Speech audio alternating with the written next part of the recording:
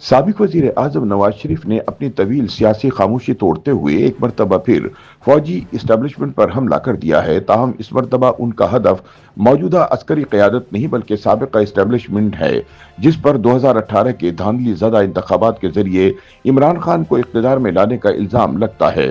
سیاسی مبصرین کے مطابق نواز شریف نے دراصل نام لیے بغیر سابق I S I chief lieutenant general retired Faiz Hameed اور سابقہ army chief lieutenant general retired Qamar Javed Bajwa کی جانب اشارہ کیا ہے، لیکن چونکہ فیض حمید پہلے ہی کورٹ مارشل کا سامنا کر رہے ہیں، اس لیے خیال کیا جاتا ہے کہ انہوں نے شاید جنرل قمر جاوید باجوہ کے احتساب کا مطالبہ کیا ہے۔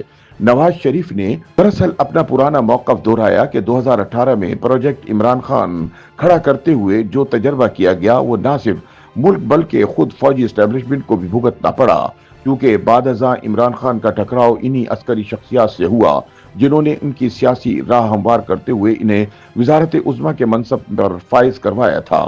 اسی ٹکراؤ کے نتیجے میں عمران 2022 میں تحریک عدم اعتماد کے ذریعے وزارت عظمیٰ سے ہٹائے گئے، جو پاکستان کی پارلیمانی تاریخ میں ایسا پہلا واقعہ تھا۔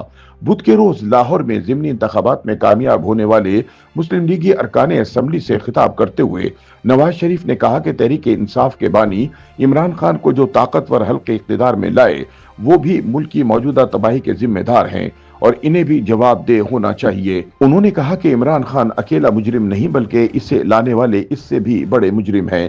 ان کا احتساب اسی طرح ہونا چاہیے جیسے کسی اور کا ہوتا ہے۔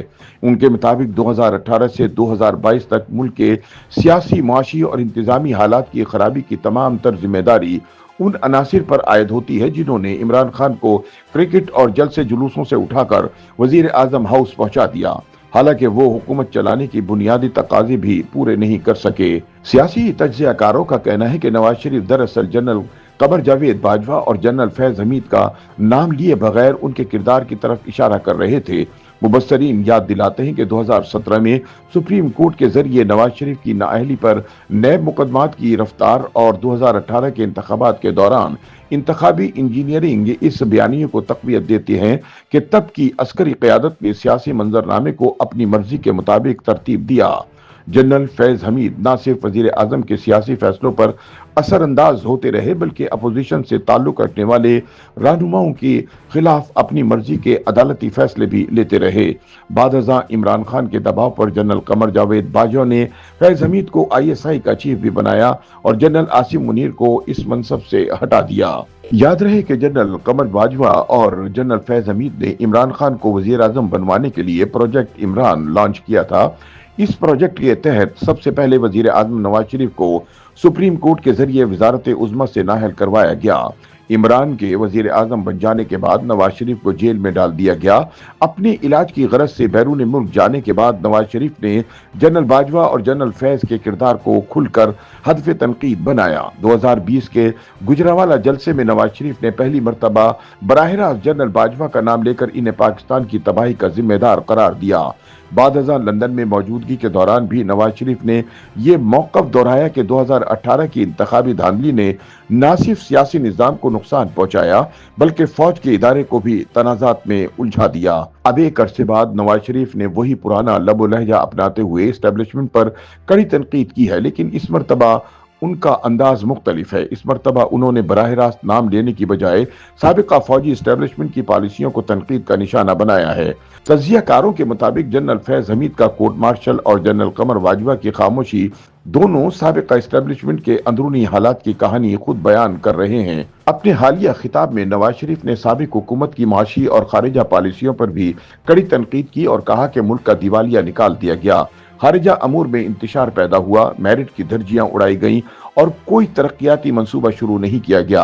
انہوں نے کہا کہ گزشتہ دور میں صرف گالی گلوچ، نفرت، انتشار اور فتنہ انگیزی کو فروغ دیا گیا اور یہی کلچر ملک کو نقصان پہنچانے کا سبب بنا۔ انہوں نے دعویٰ کیا کہ اگر نون لیگ کی ترقیاتی رفتار جاری رہتی تو آج پاکستان دنیا میں ایک الگ مقام رکھتا۔ نواز شریف نے تحریک انصاف کے الیکشن بائیکاٹ کو بھی شدید تنقید کا نشانہ بنایا اور کہا کہ یہ کیسا بائیکاٹ ہے جس میں پی ٹی آئی رہنماؤں کے خاندان خود الیکشن میں حصہ لے رہے تھے۔ उनके मुताबिक अगर बाइकाट वाकई उसूली होता तो पार्टी इसकी खिलाफ वर्जी ना करती। याद रहे कि इतवार को होने वाले ज़िमनी इंतखाबात में मुस्लिम लीग नून ने कौमी असम्बली की तमाम 6 नशिस्तें और सूबाई असम्बली की 7 में से 6 नशिस्तें हासिल करके नुमाया कामयाबी हासिल की। तजियाकारों का कहना है कि ये नताइज ना सिर्फ नून लीग के लिए सियासी रिलीफ साबित हुए हैं, बल्कि नवाज शरीफ को अपना बयानिया ज्यादा मजबूती से पेश करने का मौका भी फराहम कर रहे हैं। उनकी ताज़ा तकरीर ने एक बार फिर ये बहस जिंदा कर दी है कि 2018 का इमरानी तजर्बा किसका फैसला था, प्रोजेक्ट इमरान खान क्यों खड़ा किया गया और इसके नताइज किसने भुगते। YouTube पर गूगली न्यूज देखने के लिए youtube.com की सर्च बार में गूगली न्यूज टीवी टाइप करें। गूगली न्यूज के पेज पर सुर्ख रंग के सब्सक्रिप्शन वाले बटन पर क्लिक करना ना भूलिए। YouTube पेज पर अपलोड होने वाली वीडियोस से बाखबर रहने के लिए बेल आइकन पर क्लिक कीजिए। आपको हर नई वीडियो के बारे में नोटिफिकेशन मौसूल हो जाएगा।